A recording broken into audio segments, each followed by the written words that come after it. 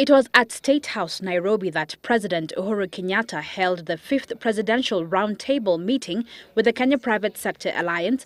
And while the meeting sought to address issues affecting the country's competitiveness, the war on corruption stood high on the agenda.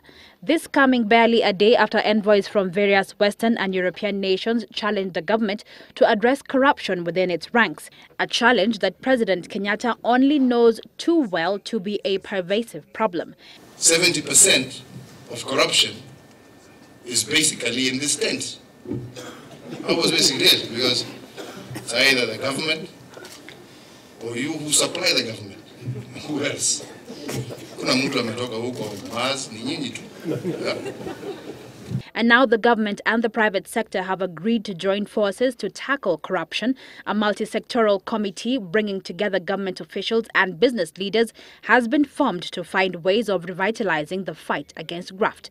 National Treasury Cabinet Secretary Henry Rotich will lead the committee, which will also include cabinet secretaries in charge of industrialization, interior and ICT.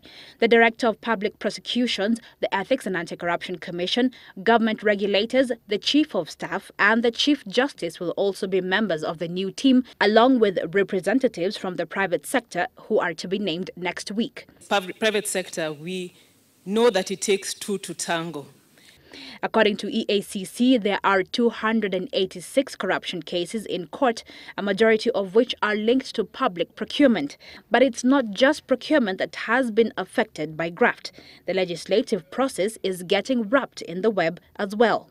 The private sector is, however, drafting a bribery bill that aims to rein in perpetrators of corruption. It covers both public and private sector and will seek to punish offences relating to bribery, including soliciting or receiving a bribe. But not everyone is convinced that drafting a new law against corruption is the way to go. Our Constitution has Article 10 on national values and principles of governance. The same Constitution has a very elaborate Chapter 6 on leadership and integrity. We have enough legislation. We have enough institutions. I think each one of us must rise up to the occasion. In the meantime, time is ticking on the newly formed anti-graft team to give its proposed roadmap on how to slay the dragon of corruption. Bella Ganga, Citizen Weekend.